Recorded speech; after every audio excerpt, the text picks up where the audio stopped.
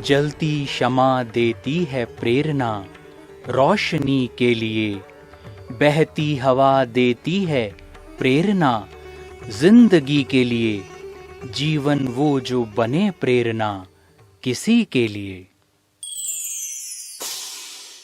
प्रेरणा कार्यक्रम में आप सभी का हार्दिक स्वागत है।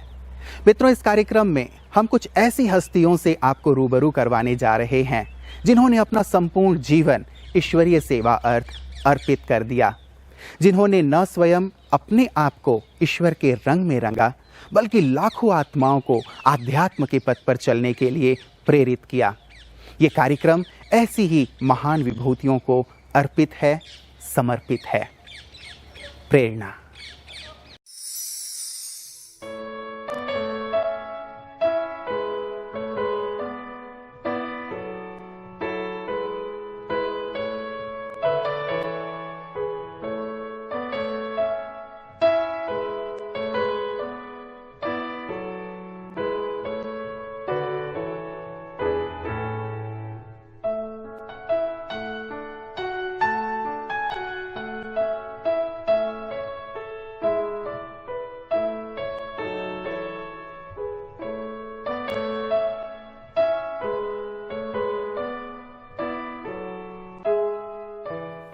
सूफी संत बाबा फरीद के नाम से प्रसिद्ध शहर फरीदकोट में प्रजापिता ब्रह्मा कुमारी ईश्वरीय विश्वविद्यालय की शाखा संचालिका के रूप में आदरणीय प्रेम दीदी जी निमित्त हैं। आपका जन्म सन 1950 में अमृतसर साहब में हुआ। धार्मिक वृत्ति, सेवा भाव, शांति प्रिय और सबसे मिलकर चलना ये आपके विशेष गुण हैं।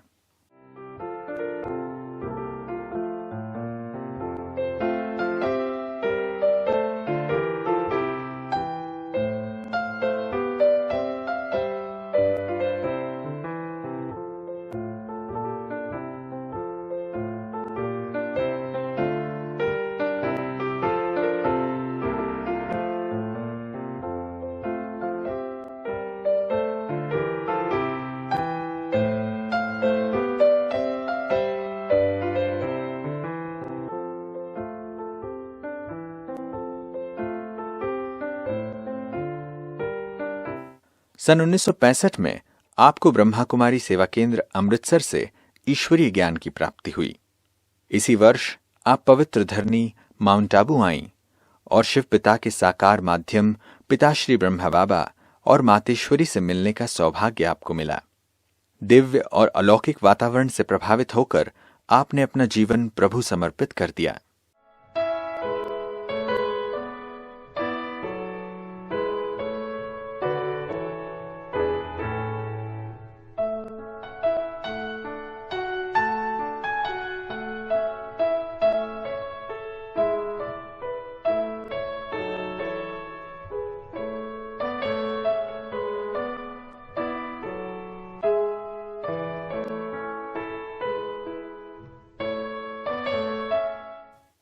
सन 1959 से 1975 तक आपने मुजफ्फरपुर, अमृतसर, रोहतक, चंडीगढ़ में सेवाएं दी तथा 1976 से फरीदकोट में आप अपनी ईश्वरीय सेवाएं दे रही हैं।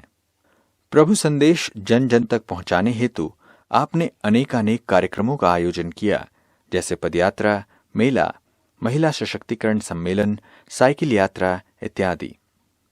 वर्तमान समय 4 सेवा केंद्र, 7 उप सेवा केंद्र, 15 गीता पाठशालाओं सहित 2000 से भी अधिक विद्यार्थी आपकी पालना में प्रभु प्रेम की अनुभूति कर रहे हैं। और बचपन से ही हमारी रुचि, हमारा परिवार धार्मिक विचार होने के कारण हमको हर धर्म स्थान पर लेकर के जाते थे। जैसे कि श्री अमृतसर साहब में हम माता जी के साथ हर रविवार को सेवा करने के लिए जाते थे। तो ऐसा कहूँगी कि भाग्य का उदय हुआ ये कि मेरी जो बड़ी दीदी है, बहन है, लौकिक में उसकी शादी हुई बटाला में। तो जब उसकी शादी हुई तो उसके पति का जो भाई था वो हमारे घर में शादी के बाद आए। उन्होंने ये देखा कि ये जो परिवार है ये बहुत धार्मिक विचारों का है और मातेश्वरी जी उन दिनों में अमृतसर आए थे और वो वहाँ पर बटाला में ब्रह्मा कुमारी ईश्वरीय विश्वविद्यालय में जाया करते थे। जब वो हमारे घर में आए तो हमारे माता जी को उन्होंने बोला कि ऐसे हमारे मातेश्वरी जी यहाँ पर आए हैं तो उनका प्रवचन होगा, तो आपको हम लेने के लिए आए हैं। तो हमारे माता जी को तो बहुत दिलचस्पी होती थी, कोई भी धार्मिक नेता, कोई धर्मात्मा आते थे तो वहाँ पर वो बहुत खुशी से जाते थे। तो वो भाई साहब मेरे माता जी को लेकर के अमृतसर आश्रम में जब मातेश्वरी जी के प्रवचन सुनने के लिए गए तो मेरे माता जी को मातेश्वरी जी ने जो भी वहाँ पर प्रवचन किए, आत्मज्ञान की बातें, परमात्म ज्ञान की बातें उनको बहुत अच्छी लगी। और घर में आकर के जब उन्होंने हमें बताया कि आज मैं वहाँ पर गई और मुझे आत्म ज्ञान और परमात्म ज्ञान की बातें पता लगी, लेकिन वो हमें बता नहीं पाए कि आत्म ज्ञान क्या होता है। मेरे लौकिक माता जी ने कहा कि चलो आपको ब्रह्मा कुमारियों के दर्शन करा करके लाती हूँ। तो मैंने भी सोचा ठीक है, हमको तो दर्शन करने का तो था ही, खुशी होती थी, शौक था। तो मुझे ब्रह्मा कुमारी ईश्वरीय विश्वविद्यालय में ले गए। तो वहाँ पर एक बहन जी थे, उन्होंने मुझे बहुत प्यार किया, बड़ा अच्छा लगा वहाँ पर जा कर के। तो उन्होंने कहा कि इस बच्ची को भेजा करो, कन्या को, ये 7 दिन का कोर्स करे। तो मैंने कहा ठीक है, मैं आ जाऊंगी 7 दिन, कोई बड़ी बात नहीं है। तो दूसरे दिन मैं फिर चली गई वहाँ पर। तो वहाँ पर उस बहन जी ने मेरे को ज्ञान की बातें सुनाई, बहुत अच्छी लगी। तीसरे दिन मैं फिर जब आश्रम में गई तो मुझे चंद्रमणि दादी जी, जो कि हमारे पंजाब, हरियाणा, हिमाचल के जोन इंचार्ज, वो वहाँ पर मिले, चंद्रमणि दादी जी। तो उन्होंने मुझे बहुत प्यार से बात की, मैंने नमस्ते की और उन्होंने मेरे को पूछा कि आपको योग करना आता है? मैंने कहा कि नहीं दीदी, मुझे तो योग करना नहीं आता है। तो दीदी ने कहा कि चलो मैं आपको योग कराती हूँ। तो मैंने कहा ठीक है, कैसे करना है? दीदी सामने बैठ गई और मुझे भी बिठा लिया और बोला कि आप मेरे मस्तक की तरफ देखना। तो चंद्रमणि दादी ने जब दृष्टि देनी शुरू की तो मेरे को बहुत अच्छा लगा। मुझे दीदी दिखाई नहीं दी और दीदी से लाइट का साक्षात्कार हुआ और गीत के शब्द अंदर में गूंज रहे थे। हमने देखा, हमने पाया, शिव भोला भगवान, कितना मीठा, कितना प्यारा, शिव भोला भगवान। उसमें ये जो शब्द आए, जागो, उठो, लूटो, परम पिता का प्यार, आज तुम्हारे द्वार खड़ा है जग का सर्जनहार। जब ये शब्द सुने और मेरे को कुछ मालूम नहीं था ज्ञान, परंतु ऐसे आभास हुआ कि यही मेरा घर है, मुझे यहीं रहना है, मुझे और कोई घर बसाना नहीं है। और उनको देख करके मुझे लगा कि इन्होंने अपनी जीवन अगर ऐसी बनाई है। और दूसरा ये भी मालूम पड़ा कि मातेश्वरी जी भी 15 वर्ष की आयु में इस ईश्वरीय विश्वविद्यालय में उन्होंने यज्ञ में अपना जीवन समर्पित किया। तो मेरे मन में एक दृढ़ निश्चय हो गया कि 15 साल की आयु में ही मुझे ये अपनी जो है ब्रह्मा कुमारी लाइफ बनानी है और मुझे भगवान की सेवा करनी है, पवित्र जीवन व्यतीत करना है। और एक संकल्प चला कि ये भगवान ही मेरा पति है, भगवान ही के साथ मेरे सर्व संबंध है, मुझे और कोई दूसरा घर बसाना नहीं है।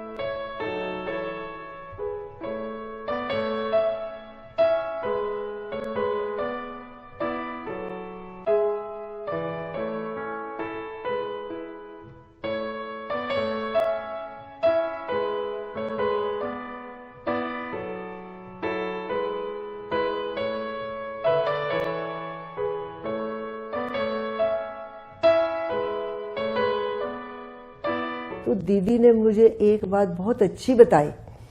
उन्होंने कहा कि प्रेम देखो, अगर तुम्हारी ईश्वरीय लगन है, अगर तुम्हारा बाबा से प्यार है, तो तुम्हारे को दुनिया की कोई हस्ती रोक नहीं सकती, तुम्हारा योग अच्छा है। तो मैं दीदी की बात सुन करके घर आ गई। तो जब भी मेरे को कभी रुकावट आती, कोई बात ऐसे बोलते, तो मैं योग में बैठ जाती। तो मुझे एक बात याद है कि मैं सुबह 3 बजे उठ करके योग में बैठी थी। तो मेरे माताजी ने भी देखा, पिताजी ने भी देखा कि ये जो लड़की है ये इस समय भगवान को याद कर रही है। तो थोड़े समय के बाद एक वंडरफुल बात कि हमारे लौकिक माताजी भी अपनी समाधि में बैठा करते थे, जैसे वो भक्ति करते थे, ईश्वर को याद करते थे। तो उस समय उनको साक्षात्कार हुआ कि शिव भगवान ब्रह्मा बाबा के तन में प्रवेश करके ये ज्ञान सुना रहे हैं। तो जब हमारे माताजी को ये साक्षात्कार हुआ तो उन्होंने सुबह ही मेरे को बोला कि आप दीदी को टेलीफोन कर दो कि माताजी ने छुट्टी दे दी है मधुबन जाने के लिए, तो आप मेरी सीट बुक करा दो। तो उन दिनों में टेलीफोन होते थे, तो मैंने टेलीफोन पड़ोस में जा कर के किया, घर में टेलीफोन नहीं था। पड़ोस में जा कर के टेलीफोन किया, दीदी को बोला कि दीदी ऐसे माताजी ने आज छुट्टी दी है माउंट आबू जाने के लिए, तो आप मेरी सीट बुक कराओ। जिस रात में शिव भोलानाथ आए हैं उनसे मिलने की इतनी तमन्ना थी, इतनी लगन थी कि हम सुबह जब ट्रेन से उतरे तो ऐसे लगा कि हम जल्दी जल्दी जा कर के बाबा को मिले। तो फिर संदेश दीदी ने दिया कि अभी आप नहाओ धोवो और बाबा शाम को हिस्ट्री हॉल में मिलेंगे पांडव भवन में। हमको ये था कि शाम 5 तो बहुत देर से, इतनी देर के बाद हम बाबा को मिलेंगे। हमें तो इतनी तमन्ना थी कि हम अभी बाबा को मिले। तो ऐसे ही हुआ कि भगवान हर व्यक्ति की आश पूरी करता है। मेरी भी आश पूरी हुई। उस समय दीदी आ रहे थे और बाबा झोंपड़ी से निकल करके सामने से आ रहे थे। हमने बाबा को देखा और एकदम बाबा को भाकी पहन ली और बाबा ने बहुत प्यार किया। बाबा कहते बच्चे आ गए। मैंने कहा जी बाबा। अच्छा बच्चे, बाबा फिर शाम को आप बच्चों को मिलेंगे। और मेरी भी वारी आई प्यारे बाबा से मिलने के लिए। जब हम बाबा के आगे आकर के बैठे तो हमारी आंखों से तो पानी बह ही रहा था। बाबा ने अपनी गोद में बिठाया, भाकी पहनी, दृष्टि दी। उसके बाद बाबा ने पूछा बच्ची आगे कब मिली हो? मैंने कहा जी बाबा 5000 वर्ष पहले मिले थे। तो बाबा ने प्रश्न पूछा बच्ची कौन सा पद पाया था? मैंने कहा बाबा महारानी का। परंतु फिर मुझे याद आ गया 10-12 दिन पहले मुरली बाबा की चली थी, उसमें ये था कि 21 जन्मों में जो फीमेल है वो मेल भी बन सकती है। तो मैंने फौरन बाबा को उत्तर दिया, मैंने कहा बाबा महाराजा पद भी पाया था 21 जन्मों में। तो बाबा बहुत खुश हुए। बाबा कहते चंद्रमणि इस बच्ची के माता पिता का पत्र लाओ, ये बच्ची बाबा की बहुत सेवा करेगी। तो जब दीदी को बोला कि आप इस बच्ची का लेटर लाओ, तो फिर चंद्रमणि दादी ने कहा कि बाबा अभी ये बच्ची घर से आई है, अभी इसके माता पिता की छुट्टी नहीं है। जब ये अगली बार आएगी तो फिर इसके माता पिता का पत्र लाएंगे, फिर आप इसको कहीं भी किसी भी सेंटर में भेज सकते हैं। तो इतनी खुशी हुई। और हम ये सोचते हैं कि बाबा ने जो ये कहा कि ये बच्ची बहुत सेवा करेगी, और वाकई ही बाबा के वो महावाक्य मेरे लिए वरदान सिद्ध हुए। आज 50 वर्ष हुए मुझे ईश्वरीय सेवा में, और इतनी खुशी है कि 50 वर्ष नहीं लेकिन 50 मिनट लगते हैं। बाबा ने कहा कि बच्चे आज क्लास के बाद मम्मा सब बच्चों को अंगूर देगी। मम्मा उसकी तबीयत उस समय ठीक नहीं थी, और जब सुबह क्लास में मुरली चलती थी, बाबा चलाते थे, तो क्लास के बाद सब बच्चे, जो इस समय बाबा का कमरा है इसके पीछे मम्मा का कमरा होता था, तो लाइन वार सब बच्चों को बाबा मम्मा के कमरे में लेकर के जाते थे। मम्मा बेड पे थे और बाबा साथ में कुर्सी लेकर के बैठ जाते थे, और मम्मा को जो दादी थी यमुना दादी थी मम्मा की ब्राह्मणी, तो मम्मा के हाथ में वो अंगूर देती थी और बाबा सब बच्चों को दृष्टि देते थे। प्यार से पहले हम बाबा से दृष्टि लेते थे, फिर हम मम्मा से दृष्टि लेते थे और मम्मा अपने हाथों से हम बच्चों को अंगूर देती थी। आज भी वो अंगूर ऐसा महसूस होता है कि मम्मा हमारे साथ है और वो अंगूर दे रहे हैं। ऐसे ही बाबा मुरली के बाद कोई ना कोई प्रोग्राम रखते थे। क्लास के बाद एक दिन कोई पत्थर के कोयले की भट्ठी जलाई और रखी और बाबा ने ये कहा कि आज मम्मा अपने हाथों से सब बच्चों को मानी खिलाएगी। अब मानी क्या होती है हमें मालूम नहीं। क्लास के बाद हम लोग लाइन में लगे और एक कुर्सी में बाबा बैठे थे, दूसरी कुर्सी पे मम्मा बैठे थे और भोली दादी सब बच्चों को, जो भट्ठी थी, भट्ठी के ऊपर वो छोटी छोटी रोटी बन रही थी। एक बहन जो है उस पर मक्खन डाल रही थी और बूरा चीनी, और मम्मा अपने हाथों से एक एक बच्चे के मुंह में गिट्टी डाल रही थी और बाबा बहुत प्यार से दृष्टि दे रहे थे। और वो सीन आज भी मैं याद करती हूँ कि धन्य है हमारी आत्मा जिसने सृष्टि के आदि पिता ब्रह्मा बाबा और आदि देवी सरस्वती जी के हाथों से ये गिट्टी खाई, ईश्वरीय पालना ली। बाबा आज बच्चों को गो सुन कम सुन की टोली खिलाएगा। और ऐसे नहीं, बाबा साथ में उसका रहस्य भी बताते थे। बच्चे, बाबा आप बच्चों को ये 3 चीज क्यों दे रहा है? ये जो बादाम है ये आपके दिमाग को तरावट देगा और आपके दिमाग में ज्ञान रतन अच्छी तरह से भरपूर होंगे। और बच्चे, ये जो इलायची बाबा दे रहे हैं आपका जीवन दिव्य गुणों की खुशबू देगा और कितनी आत्माओं को उसकी प्रेरणा देगा। और बच्चे, ये जो मिश्री है ये आपका जीवन मीठा बनाएगी और धारणाओं से मजबूत करेगी और कितनी आत्माओं का आप कल्याण करेंगे।